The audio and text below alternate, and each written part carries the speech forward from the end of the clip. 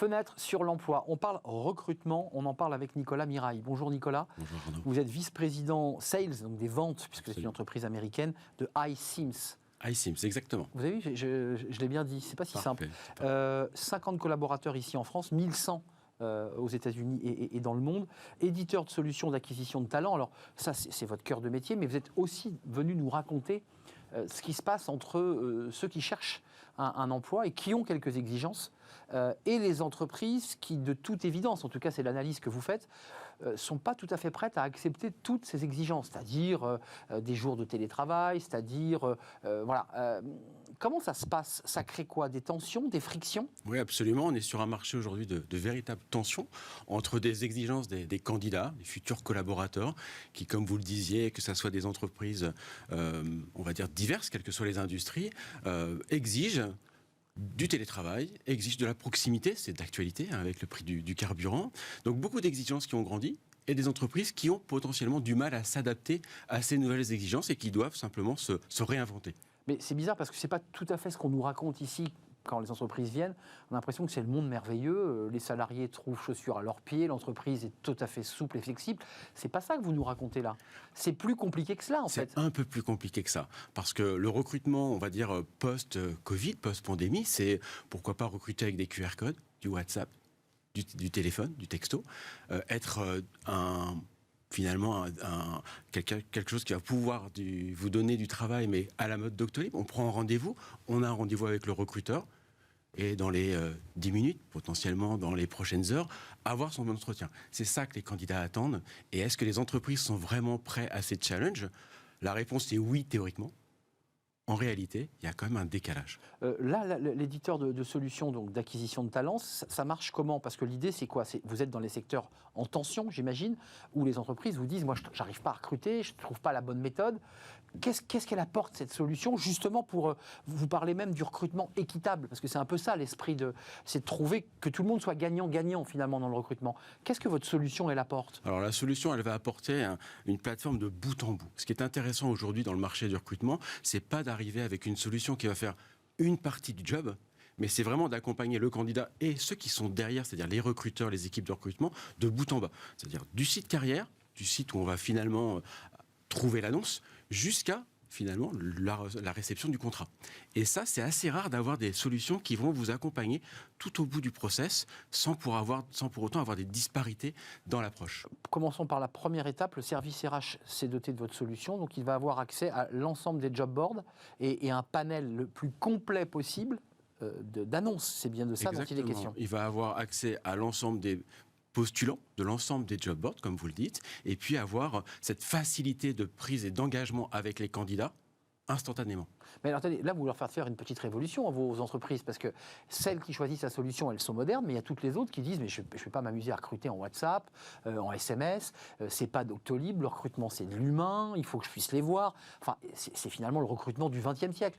Et certains sont toujours sur ce mode-là. Arnaud, vous mettez le point sur quelque chose de clé, c'est que pendant des années, les entreprises ont considéré le recrutement comme un domaine des RH au global, c'est-à-dire la paye, la performance, le management.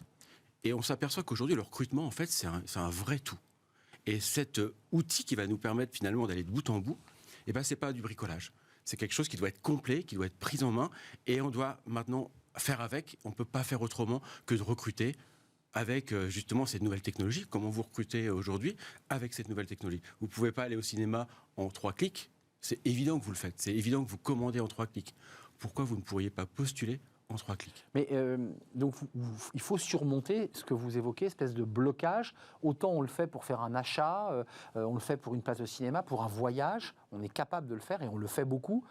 Autant sur le recrutement, c'est plus compliqué. Donc il y a aussi quand même des appréhensions ou des murs à faire tomber lorsque vous avez, j'imagine, vos clients qui sont les services RH, j'imagine. Ouais, vous devez l'avoir, ce débat. On a ce niveau d'exigence dont on parlait au début.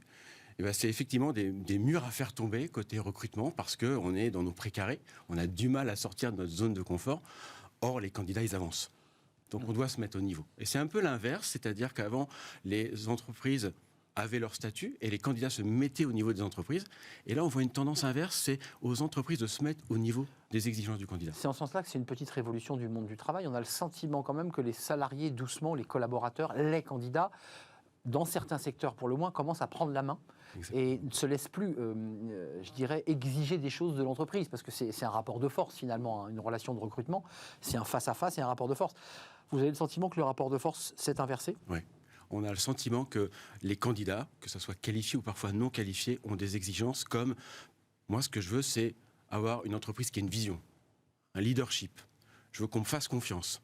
On est loin de ce qu'on appelait la job desk, la fiche de poste, où on vous disait, ça c'est la fiche de poste, prenez-le. Non, aujourd'hui c'est, j'ai besoin d'avoir confiance dans mon manager, j'ai besoin de pouvoir travailler finalement à distance, quand je peux, quand je veux. Et ça, c'est vraiment un rapport de force qui a complètement évolué. Mais le travail à distance, donc, pose problème aux entreprises. Vous nous le confirmez, vous dites, on en parle beaucoup sur les plateaux de télé, on a l'impression que tout ça est entré dans les mœurs. Pas si simple. C'est pas si simple. C'est pas si simple parce qu'il y a un code de travail à respecter. Et derrière tout ça, quand on creuse un petit peu, il y a cette notion que je viens d'évoquer à l'instant, la confiance qu'on doit mettre à nos salariés, la confiance qu'on doit leur apporter et qu'ils doivent apporter également aux entreprises. Et ça se construit dans le temps. La suite, comment vous la voyez, puisque la thématique aujourd'hui c'était le monde d'après, mais en fait vous nous décrivez le monde d'aujourd'hui, on n'est pas dans le monde d'après. Votre solution, elle est là, adaptable dans le monde d'aujourd'hui. En fait, le monde d'après, c'est celui-ci, c'est une fluidité vraiment du parcours du candidat et du parcours du recrutement. On est dans une période de transition où les outils sont là, mais on s'aperçoit que ce n'est pas parce qu'on a un outil qu'il est bien mis en place et qu'il est bien utilisé. Donc on est dans cette période où on a tout pour réussir. Maintenant, il faut vraiment mettre ça en place. Alors, votre solution est intéressante pour l'accueil, pour faire venir les collaborateurs, pour trouver des solutions les plus fluides, on l'a entendu.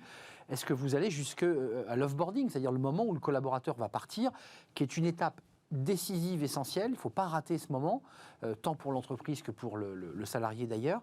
Est-ce que ça, vous l'envisagez aussi ? Parce qu'il y a quand même beaucoup de fluidité sur le marché là. Alors, c'est un point qui est important parce qu'avant qu'il s'en aille, le candidat qui est devenu un employé, il faut en prendre soin. Et donc, ce que l'on fait, c'est qu'on... Et pour éviter qu'il s'en aille, d'ailleurs. Absolument. Et c'est clé, parce que ça coûte plus cher, au final, qu'il s'en aille, que si on arrive à le garder. Et ce qu'on a mis récemment sur le marché, c'est des outils de mobilité interne en disant, Arnaud, aujourd'hui, vous êtes rédacteur en chef, journaliste. Demain, vous pourriez être directeur d'une prod. C'est quoi le parcours ? Qu'est-ce qui vous manque ? Qu'est-ce que vous devez faire ? Parce qu'on a confiance en vous. On reparle de la confiance. On pense que vous avez le potentiel de réussir chez nous, encore une fois. Restez chez nous, on va vous donner les moyens de vous accompagner. Et ça, le logiciel travaille sur quoi ? Sur les motivations, sur les soft skills, sur ses diplômes, sur ce qu'il a recensé sur des fiches annuelles, d'entretien annuel ? C'est-à-dire qu'on va lui donner un outil au collaborateur et pas forcément qu'au manager pour vous dire, voilà, à l'instant T, quelles sont tes compétences, quelles sont les compétences auxquelles tu aspires. Et on va mixer tout ça avec de l'intelligence artificielle, on va lui donner des chemins de carrière. Le candidat qui est un employé va choisir et on va dire aux managers, aux équipes de recrutement, regardez, vous avez en interne toutes les ressources humaines possibles et inimaginables. Et bien évidemment, ça va aller beaucoup plus vite que d'aller sur le marché du travail extérieur. Alors, Nicolas, avant de nous quitter, on ne leur vend pas du rêve avec cette méthodologie, c'est-à-dire dire aux collaborateurs, écoute, voilà, regarde, tu es là, tu vas pouvoir aller là-bas. Et puis le manager, quand il vous rencontre, il vous dit mais ça ne marche pas comme ça, parce que l'algorithme, il est sympathique, mais moi, je l'ai tous les jours face à moi. On va essayer d'éviter les biais, mais ce qui est intéressant... Vous voyez, vous l'avez ça forcément comme... Tout le monde, je pense que ça serait vraiment pas vrai de dire l'opposé. Ce qui est important, c'est donner les outils et de pouvoir dire que c'est possible, en fait. Je pense qu'il faut rendre cette notion de possible aux collaborateurs, parce qu'il n'y a rien de terrible qu'un collaborateur qui est démotivé, qui ne croit pas à ce que vous venez de dire, par exemple. On entend l'idée de réengager par un processus de carrière ou de parcours professionnel. Ça reste quand même encore entre les mains de l'humain. Enfin, je veux dire, c'est important de l'entendre, non ? Oui, bien sûr. Parce que le logiciel, souvent les gens disent la solution, elle ne fait pas tout. Vous êtes d'accord avec moi ? Ouais. Elle fait beaucoup, mais elle ne fait pas tout. Elle ne fait pas tout. Et comme on le disait tout à l'heure, l'exigence, elle est humaine. Et l'exigence, c'est aussi la confiance dans son manager. Ça, c'est très important. Sujet ô combien important qu'on traite très régulièrement sur le plateau de Smart Job. Merci Nicolas Mirail, vice-président vente chez iSIMS. Je l'aurais donc dit très bien une deuxième fois. Entreprise américaine, 50 collaborateurs, 1100 collaborateurs dans le monde avec cet éditeur de solutions. Merci à vous, merci pour votre fidélité, c'était passionnant. Je vous retrouve demain évidemment pour de nouvelles aventures. Merci à toute l'équipe, Lauriane Bouet à la réalisation. Merci à Saïd pour le son. Merci à Fanny Griesmer, accompagnée aujourd'hui par Pauline Gratel. Merci, portez-vous bien et puis restez fidèles à tous les programmes de Bismart. Bye bye.